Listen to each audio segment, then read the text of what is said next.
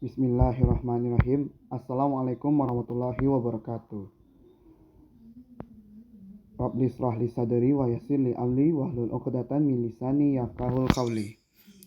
Baiklah, kami dari kelompok 13 akan membahas tentang ketahanan nasional dan bela negara. Kelompok 13 itu anggotanya adalah yang pertama Zakiyah Mardatilah dengan NIM 2121044. Yang kedua, saya sendiri Habib Al-Hawer dengan NIM 2121058. Dan yang terakhir, Lailatul Rahmi dengan NIM 2121060.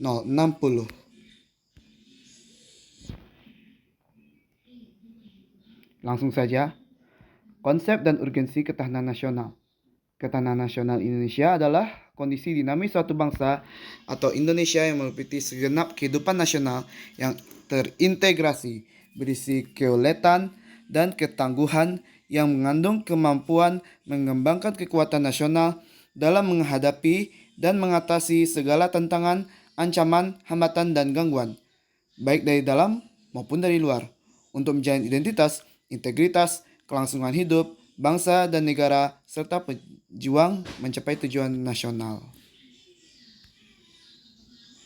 Konsep dan urgensi bela negara adalah sikap, tekad, dan juga perilaku warga negara yang dilakukan secara menyeluruh, teratur serta terpadu dan juga dijiwai oleh kecintaan terhadap NKRI berdasarkan Pancasila dan Undang-Undang Dasar 1945 untuk menjalin kelangsungan hidup berbangsa. Dasar hukum bela negara. Yang pertama, pasal 7 ayat 3 yang menyatakan bahwa semua warga negara berhak dan wajib ikut serta dalam upaya pembelaan negara.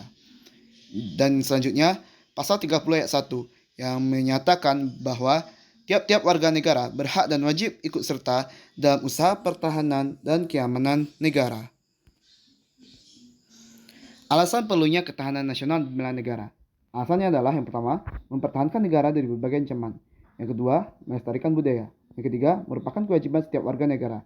Dan yang terakhir, berbuat yang terbaik bagi bangsa dan negara. Sumber historis, sosiologis, dan politis tentang ketahanan nasional dan bela negara.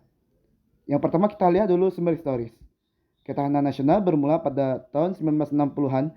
Di masa itu sedang meluasnya pengaruh komunisme yang berasal dari Cina dan Uni Soviet. Selanjutnya sumber sosiologis. Ketahanan nasional bermula dari ancaman setelah Perang Dingin terhadap budaya dan bangsa. Dan yang terakhir, sumber politik. Ketahanan nasional dewasa ini sangat dipengaruhi oleh kondisi ketidakadilan sebagai musuh bersama.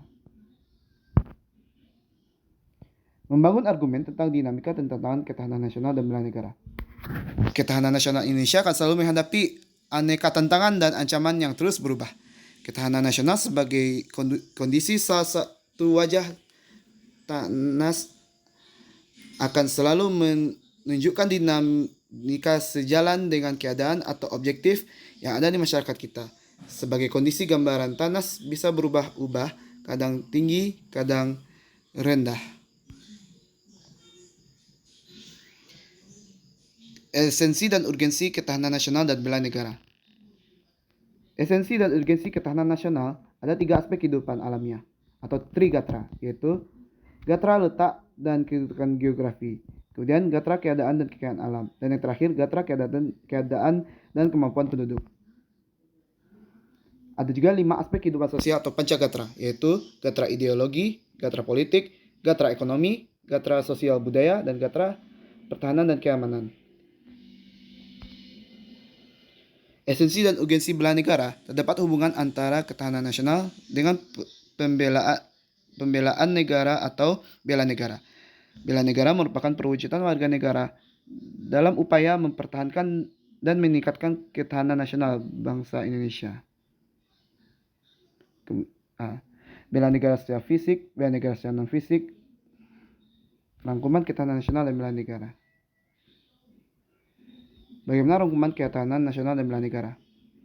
Sesungguhnya setiap bangsa dalam mengembangkan mewujudkan ketahanan nasionalnya nasionalisme dan bela negara. Dalam perspektif ketahanan nasional, sejarah telah menguraikan dan mencatat bahwa pembentukan bangsa Indonesia didasari oleh keinginan untuk melepas diri dari penjajah.